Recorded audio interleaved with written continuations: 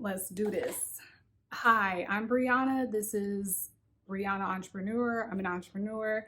I haven't made a video in a while, and I think it's time for me to come back. I'm going to try to keep this as brief as possible, but so much has happened this summer, this chapter of my life that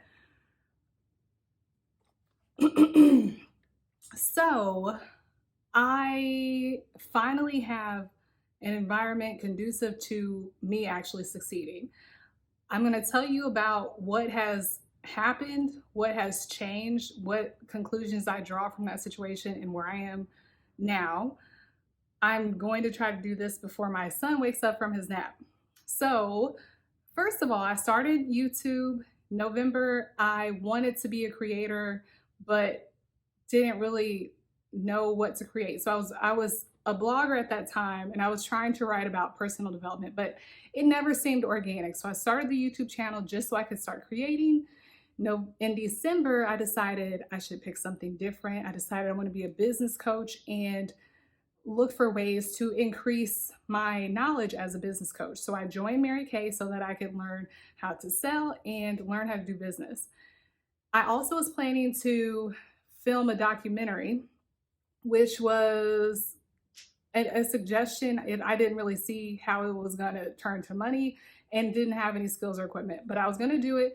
Ended up not doing that mid-January because I just felt like I didn't really have enough time to create the product I wanted to create. And then at the end of February, we left Fort Bragg, North Carolina. My husband got out of the Army. We came to St. Louis, Missouri, and I wasn't too happy about where we ended up living. Even still, I tried to get through the transition. In maybe April, I started like getting back into the swing of being an entrepreneur and pursuing success. In May, I finally had a vision for what I would do with my pre-existing blog, which is called Bride on Base. I decided I was going to interview other spouses and tell their stories as a means of sharing what it's like to be a military spouse. Then somebody told me I should make a podcast. So the podcast was just going to be turning the interviews into a podcast. Didn't seem like much to it, except making a podcast is more involved than making a YouTube video, certainly more involved than making a blog. So I began that journey and was still trying to do Mary Kay, also writing an ebook and the blog. So in about June, I had a couple constructive comments on my videos, and I just kind of took a step back to determine what my vision actually was. And it turned into like a 3-4 week hiatus. So I started an eBay store sometime around early July, probably, or end of June. And then I decided I would just go ahead and launch the blog. So I did that maybe like July 22nd week. And then my podcast is live now. It's not available on Apple yet. They haven't approved it, but it's done. So I've got like the blogs going, podcast is going, next phase is ebook. But that's not really the story. Also, I went to a Mary Kay conference in July 17th. That was a great experience, but afterwards I was like, I probably should just quit Mary Kay because I'm never going to be as involved as these people are. But it did give me some excitement for the success I could have on my own, because there are a lot of successful women there. I don't want to be successful. I don't want to be at the top of Mary Kay, but I do want to be at the top. So here I am. It's late August, and I finally come to a place where I've created something after like, what has it been? 3 months? June, July, August, 3 months, which doesn't sound like that much time, but a lot of time has passed. So let me back up and tell you what really happened. So in March, we got here. We've lived on a military base for 4 years. It wasn't bad by any means to me. I mean, now that we've left, there's a lot of issues there at Fort Bragg. And I actually heard they're doing a $100 million renovation and building project starting now, I guess. But I was looking forward to moving on in my life and going from uniform, basic military housing to something nicer, something more suitable for a 30-year-old woman with a savings account and a family and career ambitions. But I get to this place and it was like in disrepair. It smelled bad. It was nothing was nice or new. So I had a real big problem when I got here. And there's a video about that. I couldn't really get over it. It got to the point where I had to go see a counselor. So the reason this home is so important to me is because I need my environment to affirm who I am. I need my environment to be right so I can be the best I can be. I grew up in apartments and I mean, only once I got older, I started to be ashamed of the fact that I lived in an apartment, but they were still decent apartments. Like nothing I can retrospectively complain about, except it was an apartment. And then when I was 14, we moved into a Habitat home, which was great. My mom was so proud of it, and I learned a lot in the process because I had to help.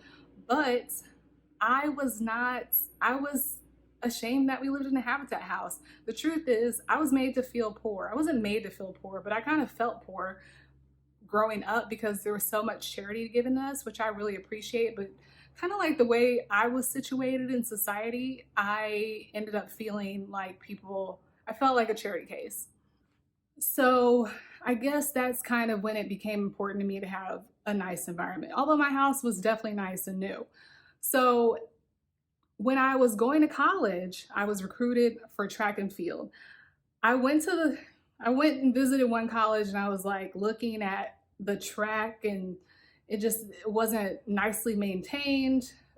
When I went to lunch, they took me to lunch in an old, well, probably like 1990s Oldsmobile, and the AC wasn't working.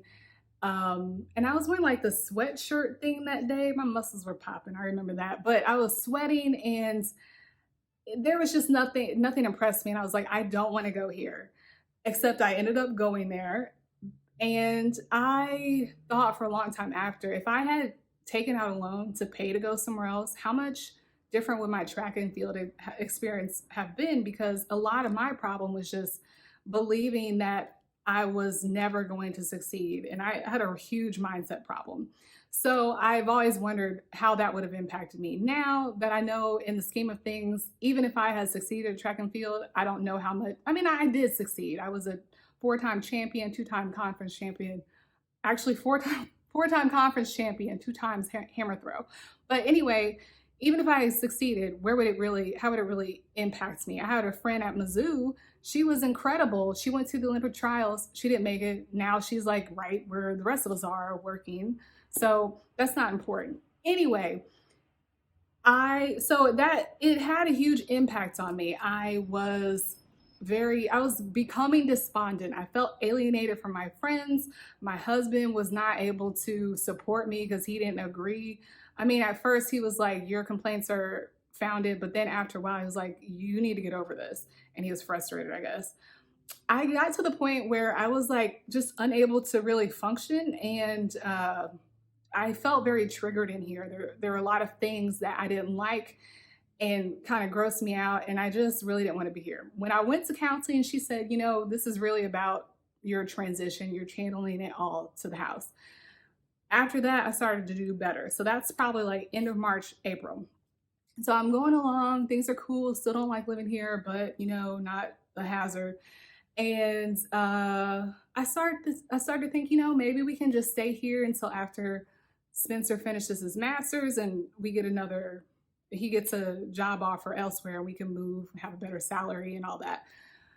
And then in May, I go to my husband and I bring to him something that I have found in the kitchen and have been seeing. I said, do you know what this is? He said, looks like a turd.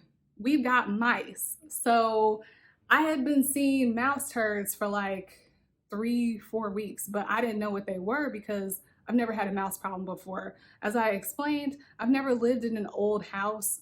I've had a mouse in my home 2 separate times, but they were limited times. It was like, there's a mouse, we've trapped it, we moved on. So I wasn't expecting that. So then immediately he and I get to arguing because he's like, I told you that this is how you get rodents, like saying I didn't sweep enough. You know, I did my best. I got a lot on my mind, and I did sweep up, but we still have a toddler, so he's gonna get food on the floor. It wasn't any messier than any other place that I've lived. So we argue about that, and then I go get the traps. Then we realize we're just arguing because we're just mad at the situation. But since my husband told me it was our fault and that we had to handle it, we tried to handle it. So that's May. June 7th, I finally realized that it's not our fault exactly. So I put in a work request. June 19th, I called to see what's happened and hear that the landlord has not responded. The landlord lives in Texas. So then my realtor gets involved, eventually get a response from the landlord. June 21st, I'm told he will handle it on July 22nd, because that's when he was coming to town. So before that, I had finally, we had mice, but I wasn't convinced it was actually a problem. We put out the traps, we caught one that day, and I wasn't always seeing mouse droppings, which are primarily on the counter and the stove. I wasn't always seeing that. So I just kind of thought it wasn't a problem. One day I asked my husband, are you cleaning the peanut butter off the traps? And he said no. And I realized the mice were eating it clean off the traps, but we were not catching any. So then once it started to escalate, prior to that, I had been waking up at 5:30, get started working on my blog, podcast, get to the gym on time, 2 weeks solid of that. Then I started seeing mice when I would get up that early. So then I started being anxious about getting up early. Then we got a landlord that won't respond, and my husband's telling me it's my fault. I feel very isolated. I also still have this guilt from not having the money so that we could pick a better place. Since I quit my job in July of 2018 so I could be an entrepreneur, I felt guilty about that. I had a lot going on. So I eventually confronted my husband and told him his being critical is impacting me, making me feel bad about myself. And so he resolved that. Our issue was he just started school at that time and he's working. So he's got stress in his life. He didn't always manage stress well. Anyway, so took care of that. At some point, he begins to, actually, after the landlord said that, I called him that weekend. So it's maybe July 23rd. He explains to me, well, he answered because he didn't have my phone number. He explains to me that he feels that there's a structural problem or the mice are in an area which no one has access to because he has the keys. So that's why he wanted to handle it when he got back.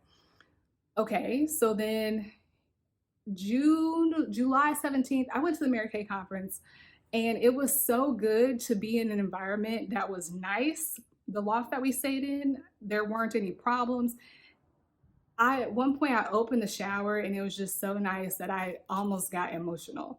Now I also was stopping nursing that weekend, so it was like I was emotional about that. But still, there was rest in being in a place that didn't have a lot of issues. So when I got back from the conference, I was like ready to get back to work, and I did get back to work. But the landlord was coming that week. Another problem we had was the landscaping of the house was trash. So there's a lot of shrubbery outside so that it doesn't need to be mowed, like to eliminate the need to have it mowed on a regular basis. And nothing had been maintained at all, at least since I had been there. So three months.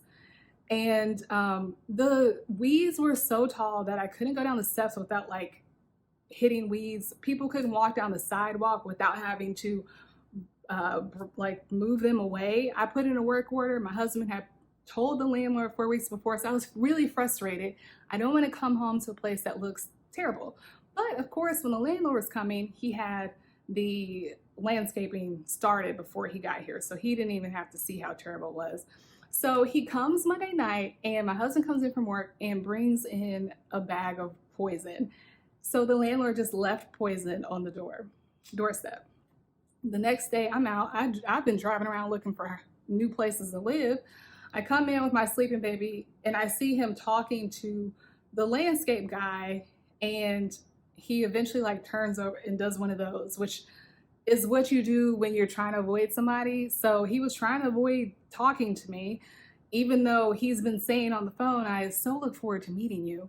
So I'm put off by that, but I still thought he was gonna come meet us. This man was here for 3 weeks, never came meet us. He was staying upstairs. So I'm frustrated. We've got mice. All you did was send poison. I could have bought poison 7 weeks ago if that's all you were gonna do. So the landscaping's cleared up. We've got we've got bait boxes out, and we're still having mice. My husband texts him, and him texting him is like me texting my husband and my husband texting him.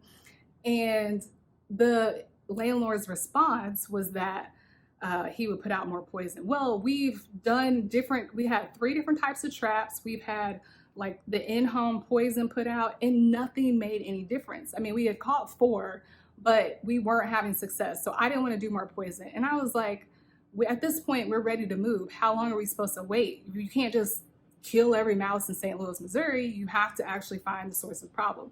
His response was that there aren't any mice anywhere else in the building or in the garage upstairs.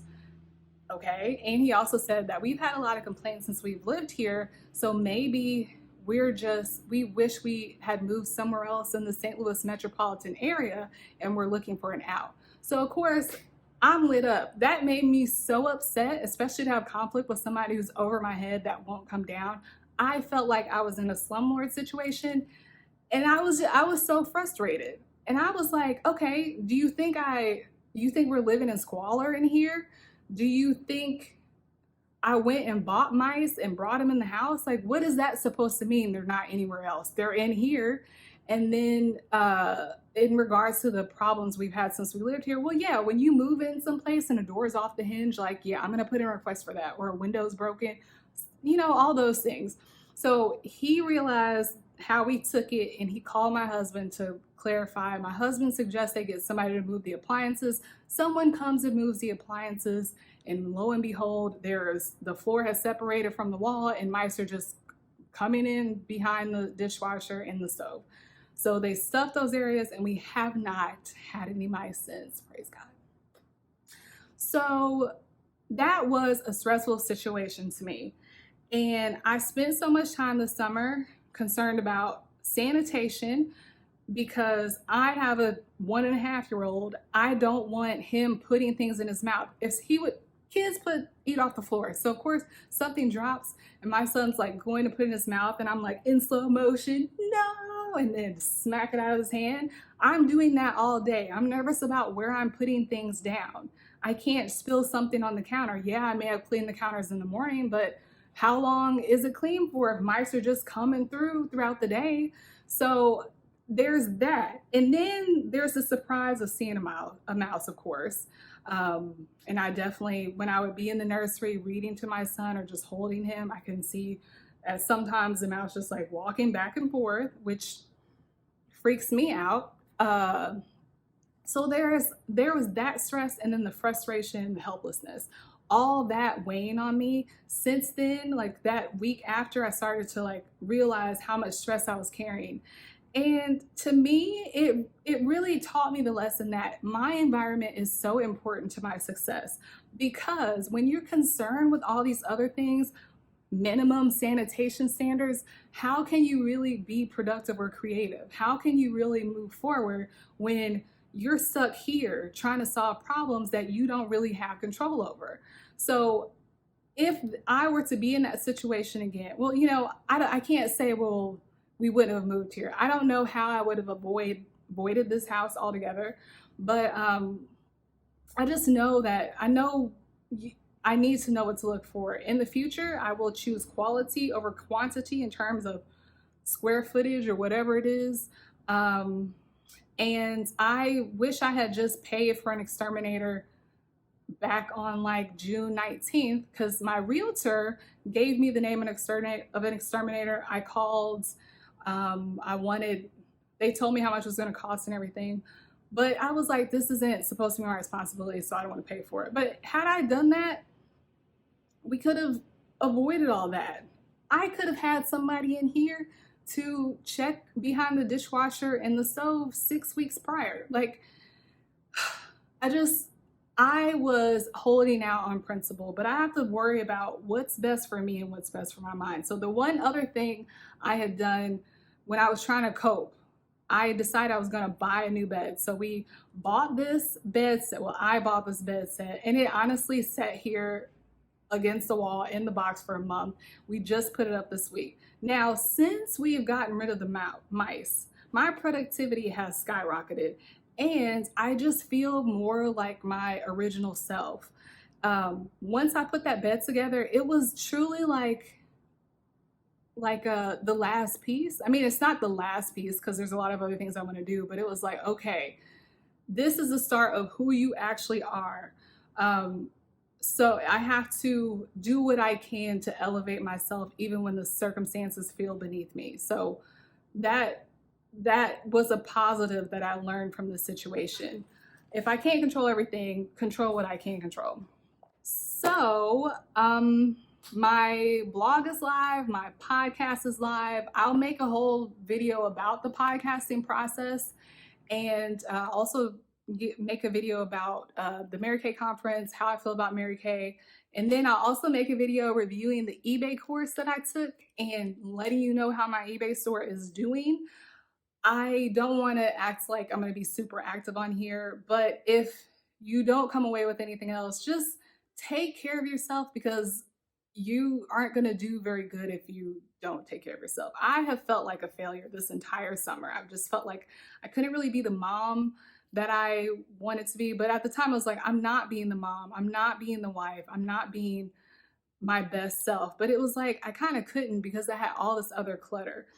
I also want to mention that I feel stopping breastfeeding after 17 months helped me to feel more like myself and helped me to kind of like separate one of my distractions. When you're nursing, you have to stop and nurse. It's kind of like you don't have full control of your body. So eliminating that helped. And since everything has improved, I finally felt ready to try to lose the rest of my baby weight. So I'm excited about that.